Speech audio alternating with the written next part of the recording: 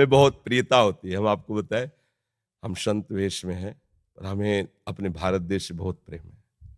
और जब कोई कहता है हम आर्मी में हैं, ऐसे हैं, तो हम उसे एक संत की नज़र से ही देखते हैं कि जैसे हम एकांत में बैठकर अपने मन को मारकर प्रभु में लगाते हैं, ऐसे आप अपने परिवार का मोह छोड़कर, आप संसार के सुखों को रौंद करके अपने प्राणों को भारत देश के लिए समर्पित करने के लिए, तो हमें बहुत प्यारा लगता है। हम विशेष आदर उसका हृदय से करते हैं जो हमारे देश के सुरक्षा विभाग में है, हमारे देश को सुरक्षित रहे। आज हम यहाँ भजन कर पा रहे हैं ना, तो आप लोगों की वजह से। अगर हमारे देश में सैनिक ना हो तो आतंक कहीं भी जा करके सब विनाश कर दें।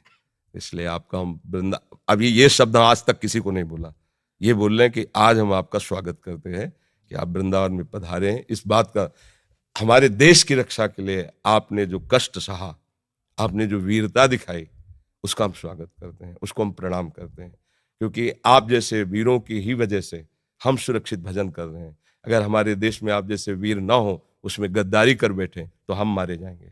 हम जितने भारतवासी चैन से तभी सोते हैं जब आप बेचैन होकर रात में जागते हैं, हर समय तैनात रहते हैं, हर समय भय है, विपक्ष कभी भी कहीं से वार कर सकता है।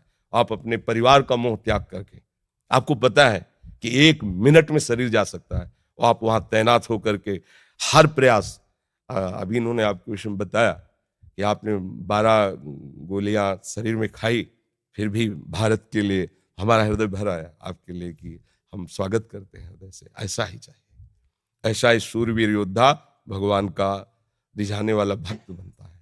देखो, भगवान इस पर प्रसन्न हुए। आप जहां आए हो, यहाँ आना सहज नहीं है।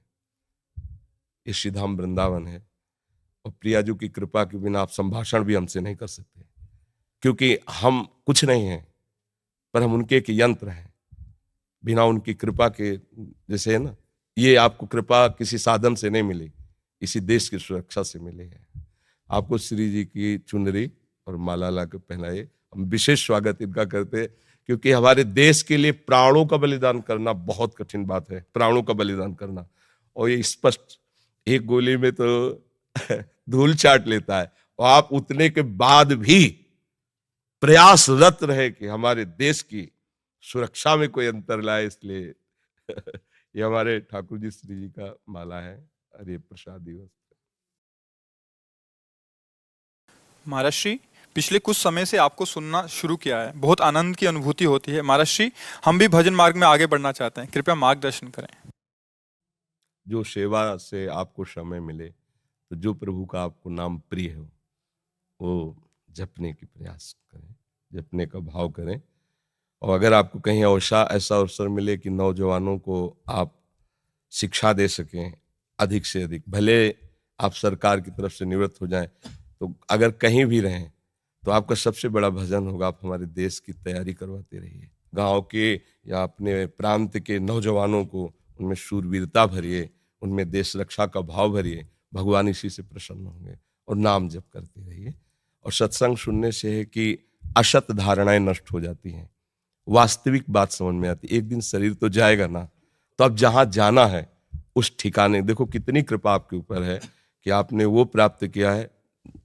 देखो, बड़े बड़े पदों में बैठना भी पुण्य का काम है, लेकिन हम उसको उतना आदर नहीं देते, क्योंकि हम बैरागी हैं, भगवत मार्ग के पति। लेकिन एक शूरवीर योद्धा को जो देश के लिए प्राण अर्पित कर रहा है, हम उसको उतना ही आदर करते हैं जितना एक सन्यासी महात्मा का आदर करते हैं। हमारे हृदय में उसके प्रति उतनी श्रद्धा है। जैसे सन्यासी अपने जीवन को समर्पित करके हर कष्ट सहता है, दूसरा नहीं जानता कि वो कितना अंदर से, बाहर की केवल बात आप जान रहे हो। जिन भोगों में आप जल करके गिरते हो, उन भोगों में जल कर चुपचाप सह रहा, जो वास्तविक मार्ग का प्रतीक है।